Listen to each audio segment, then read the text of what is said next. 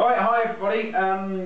Been a little bit of a delay, but we ran a competition last week which was titled Juice That HUROM, and just really wanted you all to give us some of your suggested recipes that we could put through the HUROM. We had a fantastic response, and but unfortunately there's only one winner in this. Well, in fact, no, there's going to be 3 winners, although I only suggested there was going to be 1 winner. There are 3 winners. We've got 2 runners up before we announce the winner.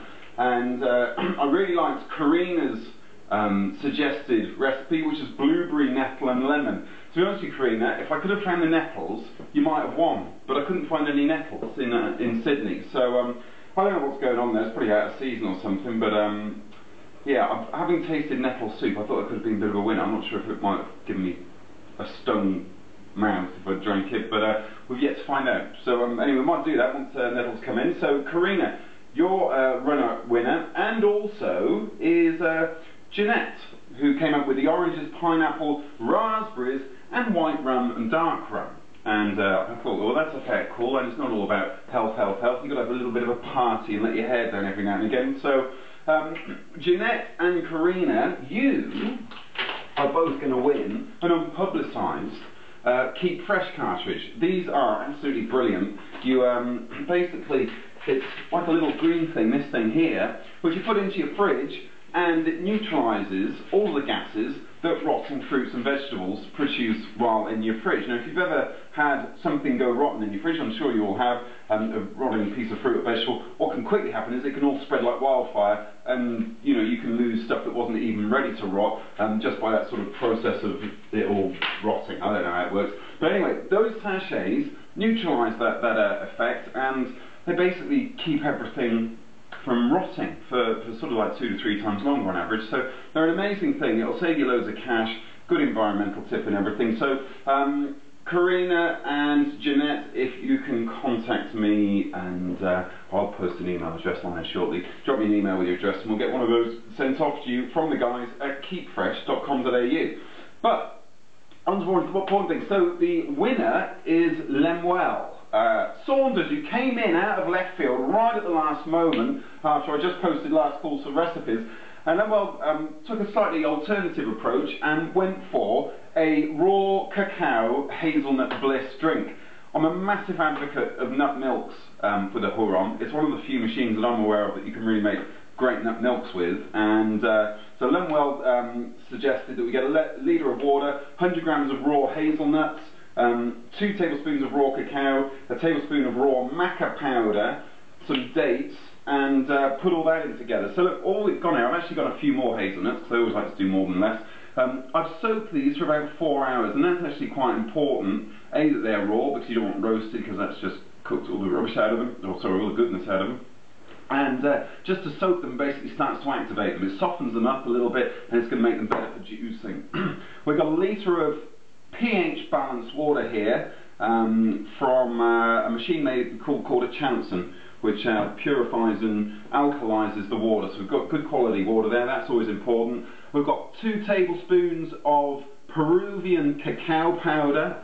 It's not chocolate powder, it's cacao powder. This is the pure stuff. It's not got any sugar in or any rubbish. It's the best of the best. And then we've also got maca powder, also from South America. Various websites will have you believe that, you know, this stuff will make you live forever and have the sexual performance of a I don't know, of something that's got a high sexual performance. But anyway, so good for that. The Indians used to take it a lot, and bit of a winner. So it tastes quite nice as well. And then we've got some dates. Now these are the medjool dates, which are quite a sort of a thick, sticky, sugary date, and great for sweetness. So that's it. So we're going to put all that into here. So let's just get this going now. Now the trick is, there's a little bit of a balancing act. All we're going to do is we'll grab a handful of hazelnuts and just start basically dropping them through into the HUROM. And then what we should get, all being well, is a beautiful looking milk. So now you can pretty much do this with any of the raw nut varieties apart from peanuts, I would suggest. My favourite generally is almonds. We have an almond milk every couple of days. Mixing again with some cacao powder, make a smoothie out of it with a banana. You can do all sorts with it, but it is absolutely beautiful. So, and to be honest with you, when you sort of equate it all out, it's about the same price as you pay down at your local supermarket for cow's milk.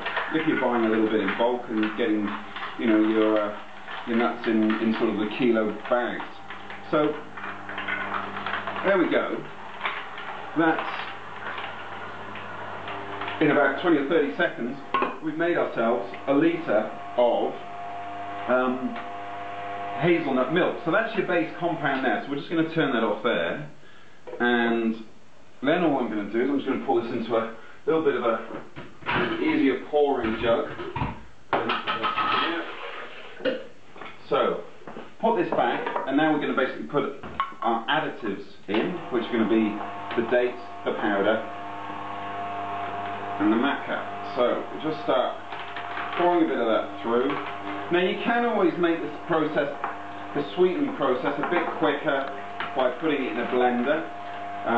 But to be honest with you, I've tried both ways, and what I've just noticed is you get a much nicer milk because you haven't put it in a blender and oxidized it and all the rest of it.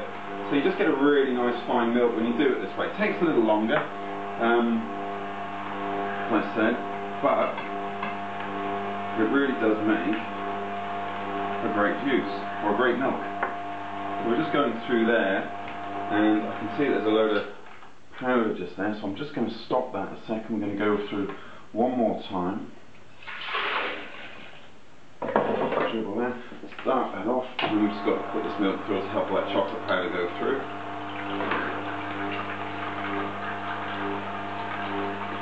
Now again, I could just stir the cacao powder through or whatever, but I kind of just like to have it all go through the machine, really, through the HUROM.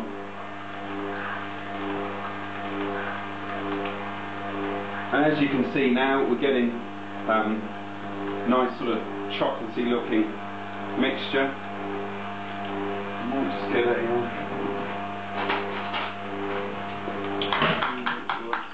mixed up.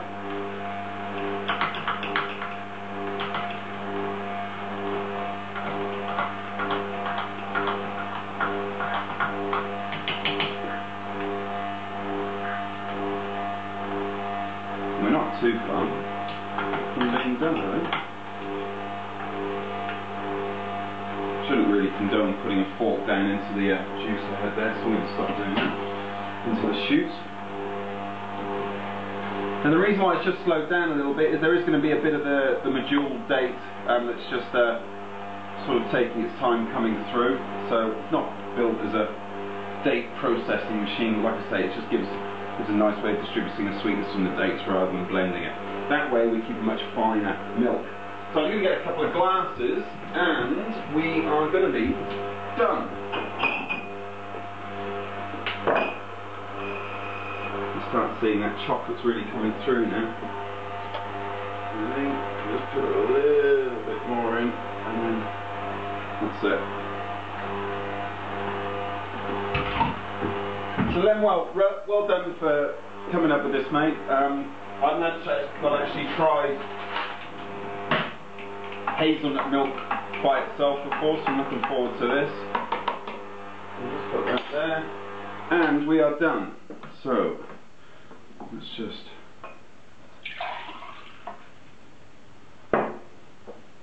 and there you go. So hazelnut cacao bliss with maca powder, medjool dates, and lots of goodness.